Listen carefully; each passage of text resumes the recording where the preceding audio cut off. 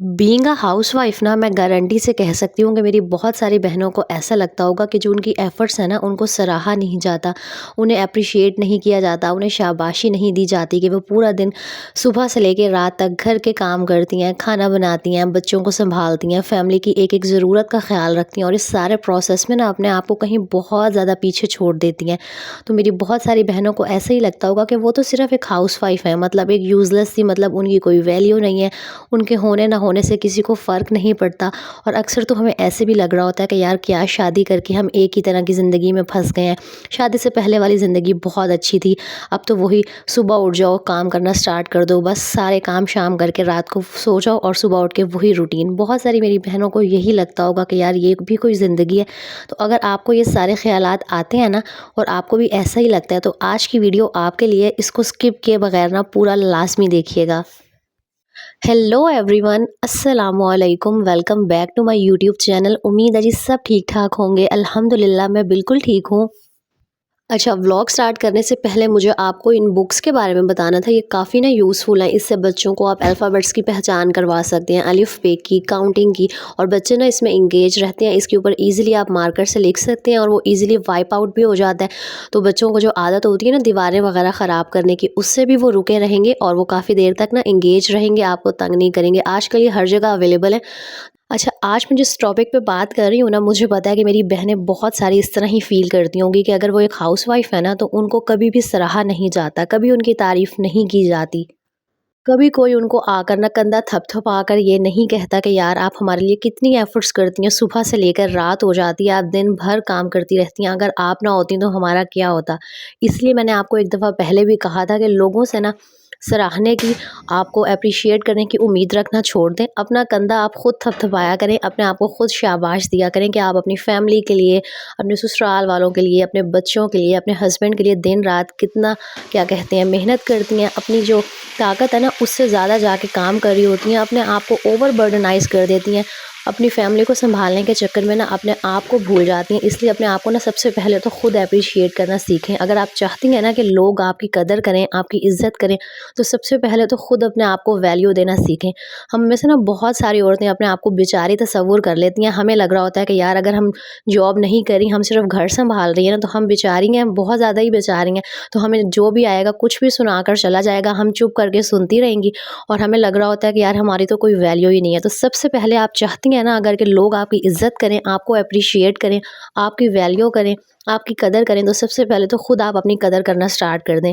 अपने आप को खुद लाज़मी दिन में एक दफ़ा प्रेज़ किया करें कि आप हैं, तभी आपकी फैमिली का ये जो पूरे घर की एक काम कंटिन्यूटी के साथ चल रहे हैं ना, खाना पक रहा है, कपड़े धुल रहे हैं और सारा काम वक्त पे हो रहा है, ये सिर्फ आपकी एफर्ट्स की वजह से हो रहा है। आप एक दिन बीमार होकर देख लें, आपको खुद समझ में आ जाएगा कि जो घर का पूरा निज़ाम है ना, वो धर्म भरम होकर रह जाएगा। बेशक आपके पास मेड है, अब मेड के ऊपर भी 24 आवर्स अगर वो घर में काम करिए, उसके ऊपर भी नज़र रखनी पड़ती है। अगर आप उनसे सर पे खड़े होकर काम नहीं करवाएंगी ना, तो आप देखेंगी कि वो कहीं ना कहीं डंडी मार जाती हैं। तो चाहे आप घर के काम खुद करती हैं या आपके घर मेड आती है, लेकिन जो सारा घर का सिस्टम चल रहा है ना, वो आपकी एफ़र्ट्स की वजह से चल रहा है। वो अलग बात है कि आपकी जो एफ़र्ट्स हैं उनको कोई सराहता नहीं है। बहुत सारे हस्बैंड को ना ये आदत होती है कि वो जब शाम को थके हुए घर आती है ना, तो ज़रा सी कोई बात होगी और वो बीवी से कहेंगे तुम करती ही क्या हो। और एक ये जो जुमला है ना कि तुम करती ही क्या हो, एक औरत की जो सारे दिन भर की एफ़र्ट होती है ना, उस पर पानी फेर देता है और इतना गुस्सा आता है ना जिसकी कोई हद नहीं है। इसीलिए अगर आपके हस्बैंड के अंदर भी ये आदत है कि वो आपको अप्रिशिएट नहीं करते या आपके ससुराल वाले आपको अप्रिशिएट नहीं करते ना, तो जब आपको पता है एक चीज़ जैसी है वो ऐसी ही रहनी है, आप उसको चेंज नहीं कर सकती। इसलिए ना आप दूसरों से ये उम्मीद रखना ही छोड़ दें। वो और वैसे भी हमेशा से हम यही सुनते आए हैं कि जितना इंसान कम एक्सपेक्टेशंस रखता है ना, उतना ही फिर उसे कम मायूसी का सामना करना पड़ता है। आजकल का तो दौर ही ऐसा है कि चाहे आपके कितने ही करीबी रिश्ते हैं, आपके माँ बाप हो गए, बहन भाई हो गए, हस्बैंड वाइफ का रिश्ता हो गया, आप किसी भी रिश्ते में ना अपना 100% दें, लेकिन बदले में ना किसी से आप एक्सपेक्टेशंस मत रखें। क्योंकि जब हम एक्सपेक्टेशंस रखते हैं ना और अगला हमारी एक्सपेक्टेशंस पे पूरा नहीं उतरता, तो फिर बहुत दुख होता है। और एक बात जो मैं हमेशा से कहती हूँ अपनी बहनों को, कि अपने लिए ना दिन भर में 1 घंटा लाजमी निकाला करें। लाज़मी जब आप घर के कामों से फ्री हो जाती हैं ना, तो अच्छे से साफ़-सुथरे कपड़े पहना करें, नहाया-धोया करें, सेल्फ केयर किया करें, स्किन केयर किया करें, हल्का-फुल्का सा मेकअप किया करें ताकि आपको भी अच्छा फ़ील हो सके। अक्सर जो मेरी बहनें हैं ना, वो दिन भर घर के काम करती रहती हैं, अपना बिल्कुल ख़्याल नहीं रखती हैं। और जब आप अपने आप को इस तरह बुरे से हुलिये में बिखरे हुए बाल होंगे, स्किन ख़राब हुई हुई होगी, मासियों वाले हमने कपड़े पहने होंगे और जब हम इस तरह अपने आप को शीशे में देखते हैं ना, तो इंसान को 90% जो डिप्रेशन और एंग्ज़ायटी है ना, वो तो अपना हुलिया देख के होना स्टार्ट हो जाती है और हम सोच रहे होते हैं कि यार हम क्या थे और क्या बन गए हैं। इसलिए ना अपने ऊपर तवज्जो लाज़मी दिया करें। लोग क्या कहते हैं, क्या करते हैं ना, इन चक्करों से निकल आएँ। जब तक आप लोगों की परवाह करेंगी ना कि फ़लाने ने ये कह दिया, ढिमकाने ने ये कह दिया, आपकी टेंशन्स कभी ख़त्म नहीं होंगी। अपना एक जो ज़िंदगी का गोल है ना, वो ये सेट कर लें कि कोई जो मर्ज़ी कहता है, मैंने अपना ख़्याल रखना है, अपनी फ़ैमिली का ख़्याल रखना है, अपने बच्चों का ख़्याल रखना है और बस। किसी की परवाह जो है ना, वो करना छोड़ दें।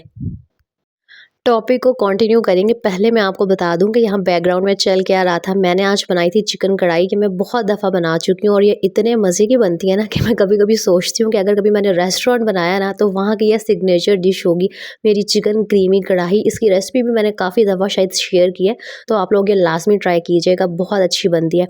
और साथ ही मेरा माइक्रोवेव काफ़ी गंदा हुआ हुआ था, मैंने कोई हफ़्ते दिन 10 दिन से ना इसको क्लीन नहीं किया था, तो बस यहाँ पर मैं उसी की क्लीनिंग कर रही थी। सिंपल पहले मैंने उसे गीले कपड़े से साफ़ कर लिया था, फिर जो मैंने एक डीआईवाई क्लीनर बनाया हुआ है ना, उसको अच्छी तरह से स्प्रे करके स्पंज से रगड़ लिया था और कपड़े से साफ़ कर लिया था और जो माइक्रोवेव था ना, वो बिल्कुल चमक गया था। अपने साथ-साथ ना किचन की चीज़ों का भी लाज़मी ख़्याल रखा करें, क्योंकि जिस तरह हर चीज़ को केयर की ज़रूरत होती है ना, उसी तरह ये जो हमारी अप्लायंसेज़ होती हैं ना, इनको आप जितने एहतियात से, जितने ख़्याल से रखेंगे, उतने ही लंबे अरसे के लिए ये सारी चीज़ें फिर चलती हैं। और मैं हमेशा कहती हूँ कि बार-बार इंसान ना इस तरह की जो महँगी चीज़ें हैं, वो ख़रीद भी नहीं सकता। इसलिए इनको बहुत एहतियात से, बहुत ध्यान से रखा करें। इनको जो हमारी मासियाँ आती हैं ना घरों में, उनके सर पे बिल्कुल भी मत छोड़ा करें। और एक और बहुत इम्पॉर्टेंट बात, अगर आप हाउसवाइफ़ हैं ना, मतलब जो वर्किंग लेडीज़ होती हैं ना, वो तो घर से फिर भी बाहर निकल जाती हैं, उन्हें सेल्फ केयर का भी टाइम मिल जाता है, क्योंकि वो सुबह जब ऑफ़िस जाती हैं या जब जॉब पे जाती हैं, तो वो ज़ाहिर-सी बात है अच्छे कपड़े भी पहनती हैं, हल्का-फुल्का सा मेकअप भी कर लेती हैं, मतलब उन्हें फिर भी ना स्किन केयर का, सेल्फ केयर का टाइम मिल जाता है। लेकिन जब आप हाउसवाइफ़ होती हैं ना, आपने सिर्फ़ घर के काम करने होते हैं, तो फिर जब एक ही तरह के रूटीन आप डेली फ़ॉलो कर रही होती हैं ना, तो इंसान बोर हो जाता है एक ही तरह की मोनोटोनस सी लाइफ़ से। तो अगर आप चाहती हैं ना कि आप घर के कामों से बोर ना हो, अपने लिए मी टाइम लाज़मी निकाला करें। अगर आपके घर के पास कोई भी पार्क है ना, वहाँ पर आप आधा 1 घंटा वॉक के लिए चली जाएँ। अगर आपकी कोई कॉलोनी है या इस तरह की किसी जगह पे आप रहती हैं, वहाँ पर आप वॉक कर सकती हैं, तो वॉक लाज़मी करें। इससे जो है ना, इंसान का जो माइंड है वो थोड़ा-सा फ्रेश हो जाता है, वरना 24 घंटे घर की दीवारों में जब इंसान बंद रहता है ना, तो वैसे ही उसे टेंशन और डिप्रेशन होना लग जाता है। और अगर आपके घर के पास कोई भी पार्क नहीं है, आप किसी कॉलोनी में नहीं रहती, तो घर के सहन में वॉक कर लें, घर की छत पे जाके वॉक कर लें, लेकिन कोशिश किया करें कि किसी पार्क में लाज़मी जाएँ, क्योंकि जब इंसान ग्रीनरी को देखता है ना, तो उसे वैसे ही बहुत ज़्यादा रिफ्रेशमेंट का एहसास होता है। और एक बहुत इम्पॉर्टेंट बात, थोड़ा-सा ना हमें अपना माइंडसेट चेंज करने की ज़रूरत है। ये जो आजकल का ज़माना है ना सोशल मीडिया का, और अक्सर हमारी गैदरिंग इस तरह की होती है कि बहुत सारी लड़कियों के माइंड में ये बात चली जाती है कि अगर आप घर का काम कर रही हैं, आप घर सँभाल रही हैं, तो अल्लाह माफ़ करे आप ना कोई मासी बन गई हैं। तो प्लीज़ थोड़ा-सा अपना माइंडसेट जो है ना, उसको पॉज़िटिव साइड पर लेके जाएँ, अपनी सोच को बदलें।